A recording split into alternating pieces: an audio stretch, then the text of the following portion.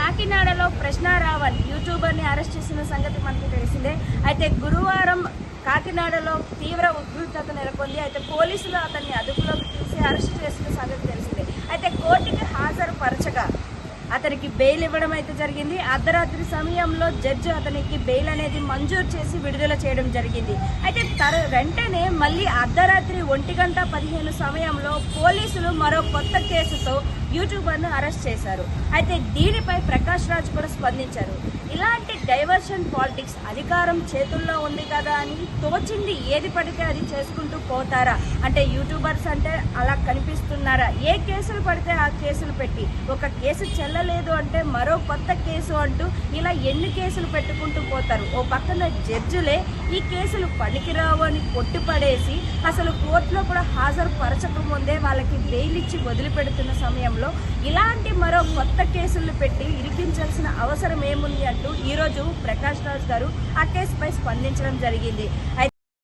కాదు, రావణ్ణి మధ్యరాత్రి హైదరాబాద్లో అరెస్ట్ చేసి పెద్ద బిల్డప్ ఇచ్చి ఆంధ్రప్రదేశ్ తీసుకెళ్లారు. కోర్టు ఈ కేసులో అరెస్ట్ చేయలేవండి అని బెయిల్ ఇచ్చింది. ఇమ్మీడియట్గా ఇంకో కేసు వేసి మళ్ళీ అరెస్ట్ చేశారు. అప్పుడు కూడా కోర్టు లేదండి, దిస్ ఈజ్ నాట్ రైట్ అని మళ్ళీ బెయిల్ ఇచ్చింది. మళ్ళీ ఇంకో కేసులో అరెస్ట్ చేస్తారా? ఇలా ఒక 30 కేసులు రెడీగా ఉన్నాయంట కదా బెయిల్ ఇస్తే. అంటే కోర్టు మళ్ళీ మళ్ళీ మీరు తప్పు చేస్తున్నారు, ఇలా అరెస్ట్ చేయలేదంటే మీరు ఇంకో 30 కేసులు పెట్టి అధికారాన్ని మిస్యూజ్ చేస్తూ ఎక్కడి దాకా వెళ్తారు? ఏంటిది సిగ్గులేని ఏంటి కక్ష సాధింపు? ఏం చేయాలనుకుంటున్నారు? జనాలు చూస్తున్నారు. They are seeing your frustration. We are all watching this frustration. You can't misuse power like this.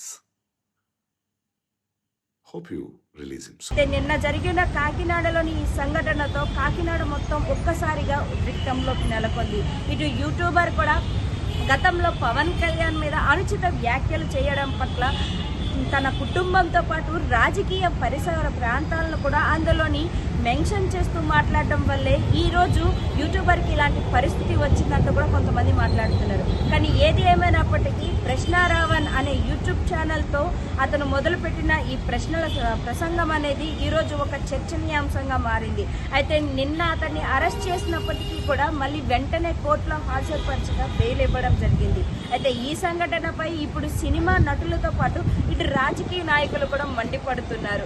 ఎందుకంటే ఒక కేసు అనేది ఆల్మోస్ట్ జడ్జే అది న్యాయవాదంగా లేదు, ఈ కోర్టులో ఈ కేసుని తీసుకునే అవకాశం లేదు అంటూ బెయిల్ ఇచ్చి వదిలేసిన పరిస్థితుల్లో మళ్ళీ అర్ధరాత్రి సమయంలో పోలీసులు వెళ్ళి అతన్ని అరెస్ట్ చేసి కస్టడీలోకి తీసుకోవడం అనేది ఇది ఒక చట్టపరంగా లేదు అంటూ కూడా నిందిస్తున్నారు. దీనికన్నా పెద్ద పెద్ద కేసులు ఉన్న వాళ్ళనే అంత ఈజీగా వదిలిపెట్టినప్పుడు ఒక యూట్యూబర్ అనే కారణంతోనే అతని మీద ఇలాంటి కొన్ని కేసులను పెట్టి ఇలా అర్ధరాత్రి సమయంలో అరెస్ట్ చేయాల్సినంత అవసరం ఏముంది అని కూడా ఇంకొంతమంది కామెంట్ చేస్తున్నారు. బట్ ఏది ఏమైనప్పటికీ కూడా ప్రశ్నారావణ్ విషయంలో జరుగుతున్న ఈ కేసులు ఏవైతే ఉన్నాయో ఒక కొలికి రావాలి అనేసి ఇటు ప్రకాష్ రాజ్ కూడా కోరుకుంటున్నారు.